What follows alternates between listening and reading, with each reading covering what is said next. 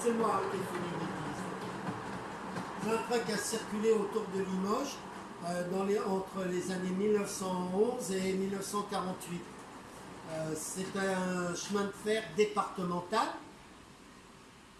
qui était en avance sur le monde entier, puisque les 360 km de ligne étaient alimentés par du courant industriel. Donc à l'époque, 10 000 volts et alternatif 25 Hz, 25 changements de sens par seconde. Deux types de locomotives. La locomotive qui circule, qui a des petits chariots aux extrémités qui tournent, qu'on appelle des bogies, et celle que vous voyez à l'arrêt, qui est avec un châssis et deux essieux.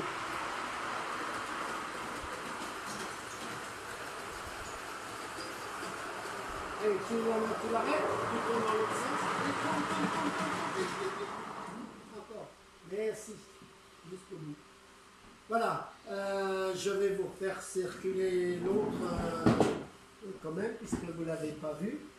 Alors, ces trains, leur vitesse maximum, c'était 55 km/h. Mais ce n'est pas très intéressant. Ce qui est intéressant, c'est la vitesse commerciale, c'est-à-dire la vitesse moyenne entre les extrémités de la ligne. Si on prend la ligne qui faisait Limoges-Péral-Château, vous êtes de la région? Non?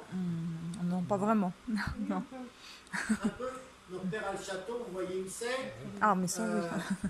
54 km. Or, la vitesse commerciale était de 18 km/h. Conclusion, le trajet, il durait 3 heures.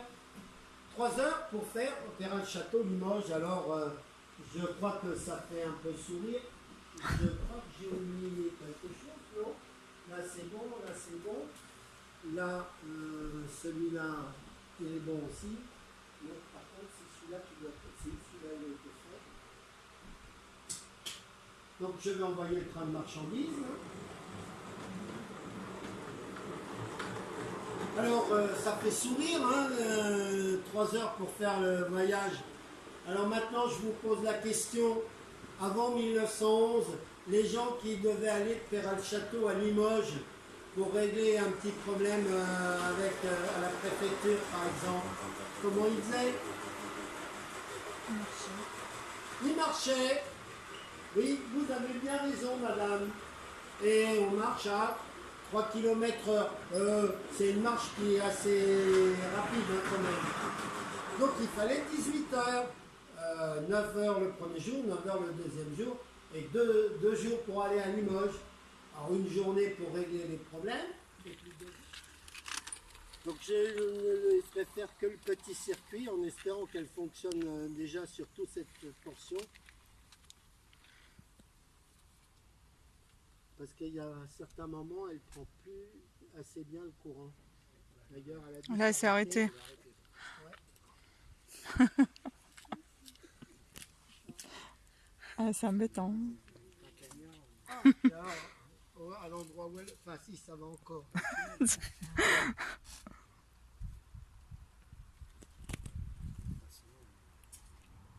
Alors, si vous prenez l'envie de faire un petit train de jardin, ben, ne le faites pas. Ah non, mais... C'est bon, il est perdu.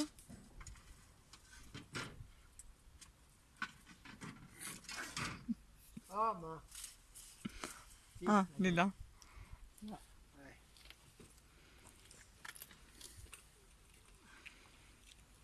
Mais là, ça vient de la machine, hein, ça vient.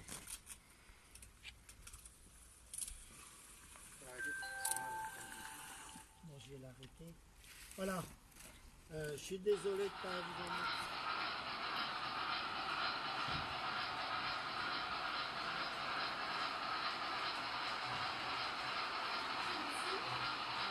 Train à vapeur.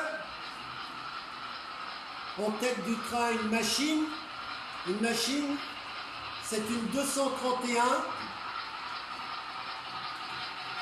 Et 231 était surnommé Pacifique, parce que la première construite l'avait été pour le Pacific Railway aux États-Unis. Donc toutes les 231 ont été surnommées Pacifique. Des lampes.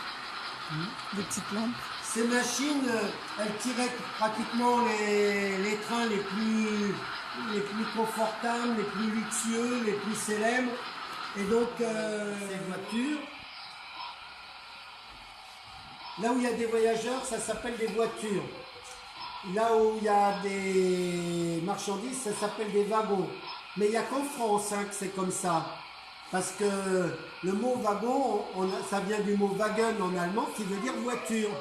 Mais les Allemands, ils ont les Wagen, les voitures pour voyageurs, et les Wagen, voitures.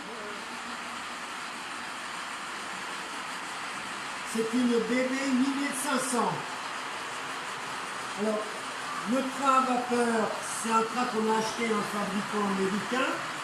Celui-là, c'est un train qui a été fabriqué entièrement par le même monsieur qui a fait le CDHV.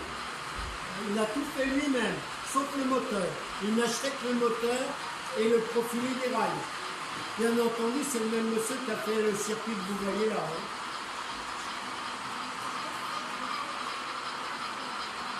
Je mettrai le train à vapeur en gare, à l'abri, et puis je garderai l'autre train juste ici devant moi, pour vous parler des wagons qu'il y a derrière cette machine. Mais il y en avait déjà à l'époque de la vapeur, un compresseur sur les locomotives à vapeur. En fait, dans tout engin moteur qui circule sur des voies ferrées, il y a un compresseur. C'est obligatoire. Parce que il y a plein de choses qui fonctionnent grâce à l'air comprimé.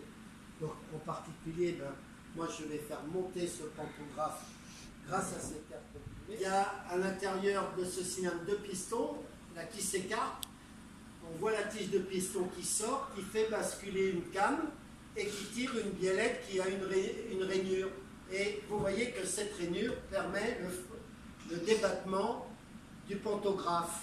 Donc le pantographe va venir toucher la caténaire. La caténaire, c'est l'ensemble de lignes qui va amener le courant à la machine.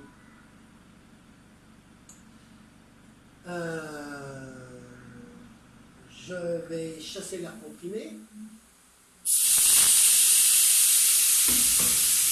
À l'intérieur de ce cylindre, il y a deux gros ressorts qui sont plus puissants que les quatre là, et c'est ces deux gros ressorts qui font baisser le pantographe.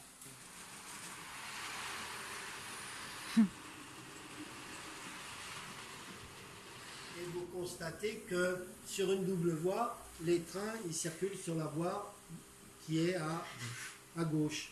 Donc en France, les trains roulent à gauche. Vous êtes bien d'accord, hein? Ouais. Pas moi. Si, les trains circulent à gauche. Je n'ai jamais fait attention.